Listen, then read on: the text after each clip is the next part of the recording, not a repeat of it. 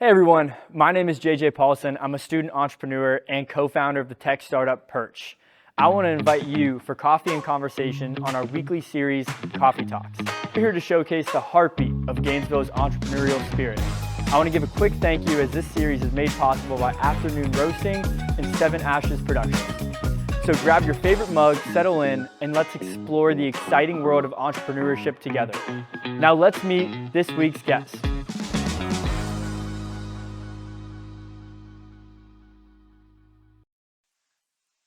Good morning, everyone. My name is JJ Paulson. I'm a co-founder of Perch. Thank you for joining us for another Coffee Talks. Before we get into it, I want to give a quick thank you to Afternoons Roasting and Seven Ashes Productions for making these talks possible. So joining us today, we have Scott. Scott, why don't you introduce yourself a little bit, say who you are and what you do. Yeah, absolutely. My name is Scott Lasher, and I'm the founder of Holstram Property Management. Awesome. So if you could, we're going to dive deeper into it, obviously, but just give a brief explanation of what Holstram is. Sure. Holstram is a property management company that focuses on sustainable and wellness-centered travel. So we obviously try to limit the impact of carbon on the environment, and we try to incorporate wellness services and some hotel-like amenities in all of our properties. Awesome. So taking a couple steps back now, what got you into entrepreneurship? Like, where did your journey as an entrepreneur really start? Yeah, absolutely. My journey actually, to take it back and date myself a little bit, actually began here in Gainesville almost 25 years ago. Awesome. So I was in Gainesville actually attending, doing an associate's degree at Santa Fe in around 2000, 2001, and ended up going home for the summer.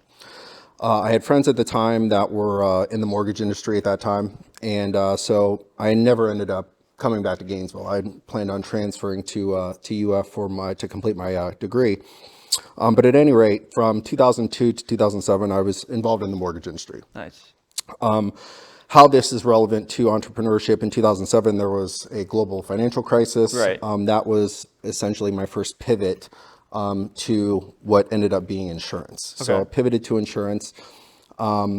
In the insurance industry, I was involved in that as a sales associate and sales manager for about 2 years. And then something called Obamacare, or the Affordable Care Act, took place, which eliminated the insurance industry, the health insurance industry. Right. That was my second pivot. Essentially, I got into, so that was in 2009, roughly. I got into the Medicare industry. Okay. So again, pivoting from health insurance to Medicare. At that time, from about 2009, 2015, in 15, I decided to finish my undergraduate degree at USF. So I went back to school, finished that degree.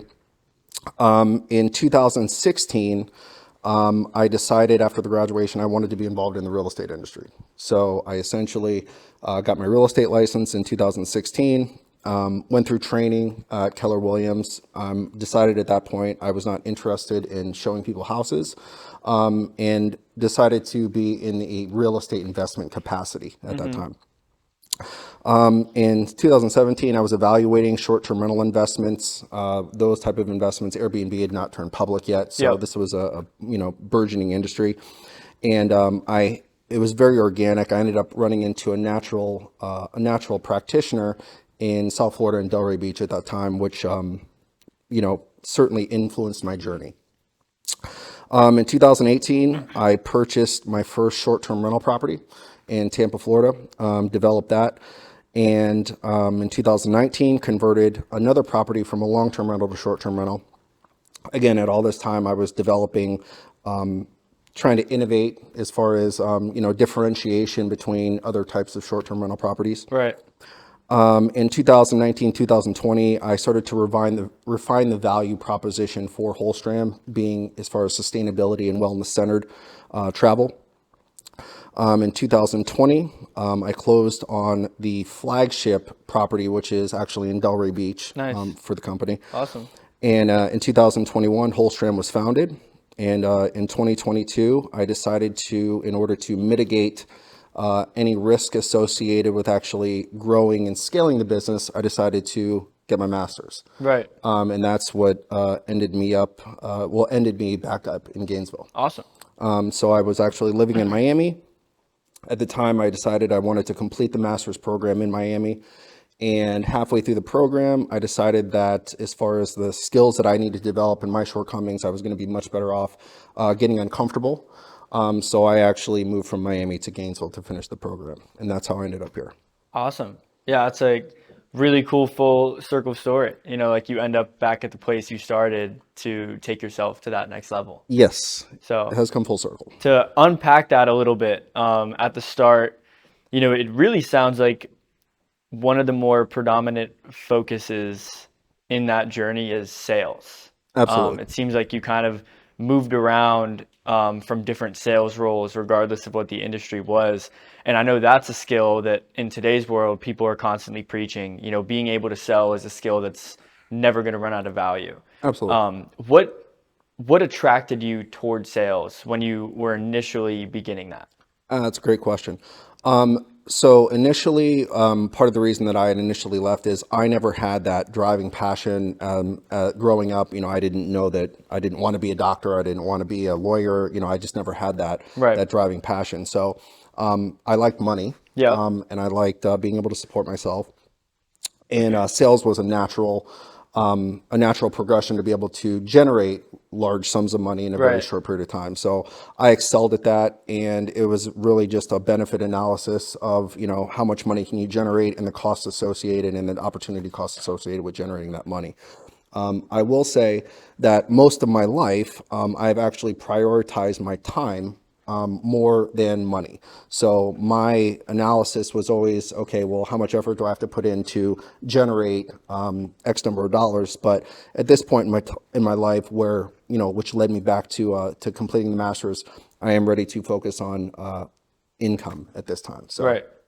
Okay. So, you know, moving through those different paths, what specifically got you into short-term rental? Was it purely just you began being interested in real estate and then realized you didn't want to sell houses, so you figured you might as well get in a realm where you're buying or managing them? yeah, everything about my journey has been very organic. Right. So I had already owned property Uh-huh. and had a long-term renter in there. It was, you know, it was generating money. However, this was you know, prior to Airbnb becoming publicly traded, and obviously it was, you know, gaining a lot of traction. So, you know, just organically noticed that you could generate significantly more income doing short-term rentals. Renting things out on a daily or weekly basis is, you know, going to generate a lot more revenue than on a yearly basis. Definitely. So, you know, when I looked at that, that was my initial interest. I've always been interested in real estate as an asset class. You know, you can finance it. There's not a lot of, you know, investments that you can finance like real estate. Right. There's tax benefits, you know, et cetera. Yeah. So it was something that was always interested me. Yeah. No, real estate is kind of one of those few assets that typically, you know, rarely loses you money. Yeah, absolutely. Over time, Yeah, absolutely. kind of always just gains. But so you spoke a little bit on the sustainability niche that you're really trying to hone in and make very prevalent in every single one of your properties. I want you to expand on that a little bit because I know when we talked about it on the phone, I found it like particularly interesting. One, you know, what goes into being sustainability focused, and what are on the business sides, what are the biggest benefits for you? Yeah, absolutely. Protecting the planet has always been something that, you know, I've cared about. Right. It was also something to where, you know, looking at competition as far as properties are concerned, in order to be as innovative and differentiating as possible. The sustainability was a natural progression. Right. It really wasn't a difficult choice. A lot of people are actually doing that. Hotels are doing it. So that was the first step as far as the differentiation process. But more importantly, it was important to me. It was important to me to try to make an impact. And equally, there's data support. People are actually, you know, looking for sustainable vacation homes, and Right. they're actually willing to pay more Yeah. in order to do that. So it was, you know, again, it was a benefit analysis in a different way, in a way to differentiate. Okay. So what goes into making these short-term rentals environmentally focused? Yeah, absolutely. We do whatever we can. So again, the availability, and again, this would depend on, the owners, obviously, Yeah, how willing they are to do this. But in all of our properties, we have low flow toilets in order to conserve water. right. We have Nest learning thermostats in every one of our property to conserve energy. We also have on the, the wellness side, we have filtered water, things of that nature. We purchase carbon credits to offset anything that we can't mitigate Right. through energy savings and water savings. And again, we offer a lot of the natural progression was through to wellness services, offering those services well in conjunction with the sustainability aspect. So if I am a rental property owner, like what does it look like if if I wanted to work with Holstram to become a more environmentally and sustainably focused property, like what would that interaction look like? Yeah, absolutely. It would start with, we like everything to be natural as far as the towels, paper products, things like that in the property. So we try to avoid any sort of chemicals, anything that's man-made. We would install Nest learning thermostats. We would install, door locks, things that would create more efficiency within the property in order to save energy, save water. So there's a process that we go through that. It's very, very simple. And then anything that we cannot offset physically, we would actually purchase carbon credits in order to offset that. So is that is there a large expense on that property owner's front to actually get involved and work with you guys? It depends on the size of the property, and Okay. it depends on how the property is set up. Right. So the initial expense, which it's an investment in your own Totally. property. Yeah. Generally that expense is less than $500. Oh, okay. Wow. That's surprising. So now that you've been managing short-term rental properties for, a while, like what is something that you know now that you really wish you knew when you initially got involved?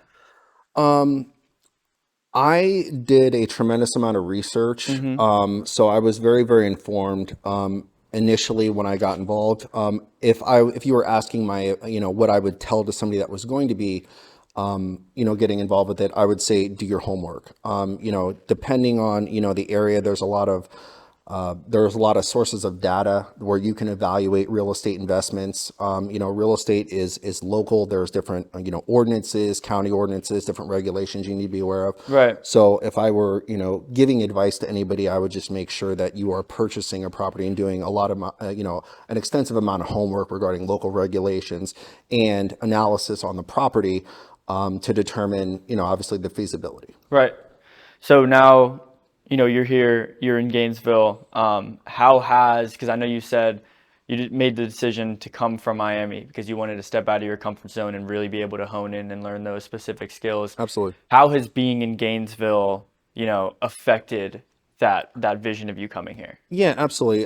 So a lot of the entrepreneurial competencies, I have possessed those in the past. However, these are, small lifestyle businesses. I've never scaled anything. Right. So the entrepreneurship program, master's program at UF has been fantastic. Starter Space and Quant has been fantastic.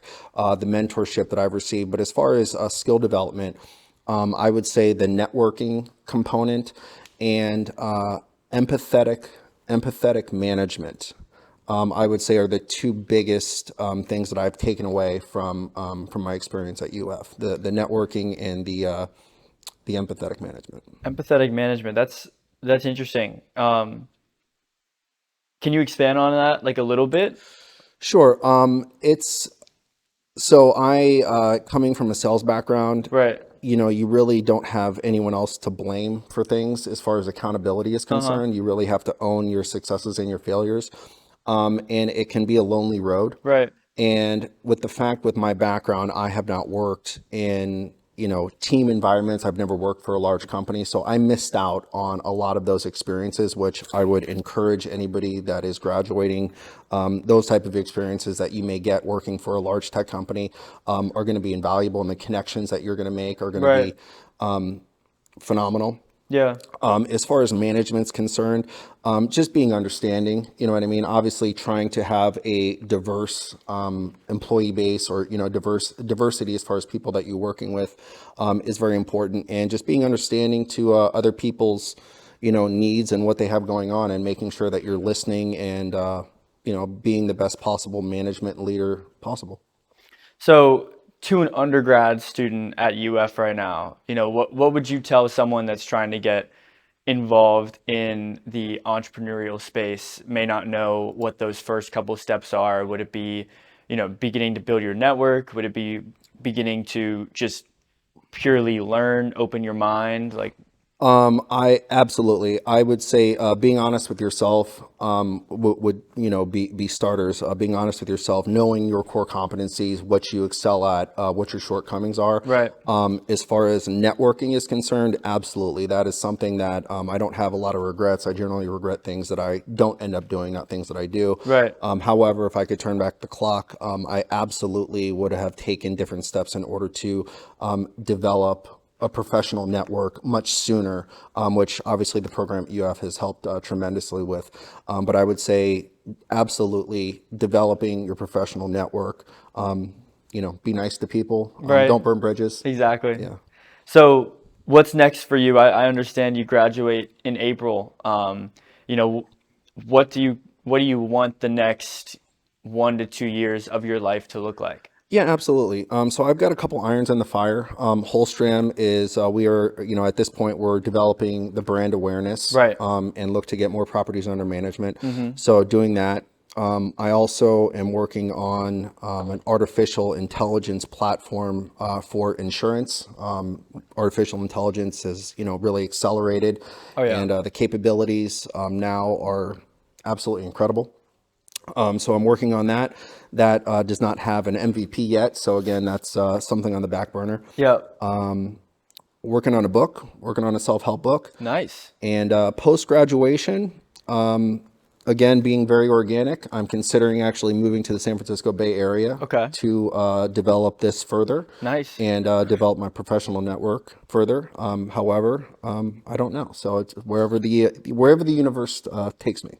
What got you interested in, building the insurance platform you were just talking about? Do you have a technical background or? So I actually do not have a technical background as far as developing, Right. apps. However, I do have an insurance background. I've, been an agency owner since Totally. 2019. Yep. So part of the reason I never developed that further was my lack of passion. I was not passionate about it. It's very there's a lot of human capital. It's very capital intensive. I honestly didn't want to deal with insurance agents and the people aspect of it. Right. However, with the acceleration of AI, AI can now pass an MCAT. Yeah. And so Yeah, it's passing crazy. a health insurance 215 license in the state of Florida will not be a problem. So Right. I'm interested in the regulatory aspects and actually replacing insurance agents with artificial intelligence. Nice. Is that something, because I know you kind of said on the back burner, is that something you're really holding off diving into until post graduation and spending a bit more time in Holstrom, or is this something that you're currently trying to get off the ground? It is something that I'm currently trying to get off the ground. However, it is not on the forefront. Holstram is essentially developed and is almost at the point to where it's ready to scale. Right. I need, and again, this has to do with the professional networking and development. I Yeah. need computer scientists. So if anybody out there has interest in that, please hit me up through LinkedIn. Let me know. Right. But yeah, I need the technical aspect in order to develop Totally. the My Medicare. Totally. So, I know we're coming toward the end of time, so last little bits of question in terms of building the brand awareness for Holstrom, because it's right now, it's a very social media and content dominated world in terms of marketing and growth. Is that something that you're actively trying to build out right now? Yes, it is. Absolutely. Right now, I'm actually in conversation with some equity partnerships. I'm currently looking for a co-founder that is going to fill the gaps Yeah. that I don't have. So yeah, that's something that we're actively looking at as far as through partnerships, as far as developing that brand and creating the brand awareness. Awesome. So to finish it off, I kind of just like to give the guest the floor to say or add anything about them, about the entrepreneurial ecosystem, maybe a tidbit advice, pretty much anything that you feel wasn't said today that you think is very crucial to be said toward entrepreneurs. Sure. I think that you asked some very probing questions. So as far as adding anything, again, I would just add that being honest with yourself as far as your core competencies, strengths and weaknesses. Trying to be a nice person and empathetic, and most importantly, to develop your professional network as quickly as possible and as soon as possible. And essentially, yeah, that's really it. Awesome. Awesome. We'll wrap the interview there. Thanks everyone for coming and listening. Scott, thanks so much for coming on Thank you for having me. and chatting it up with me. We'll be back next week.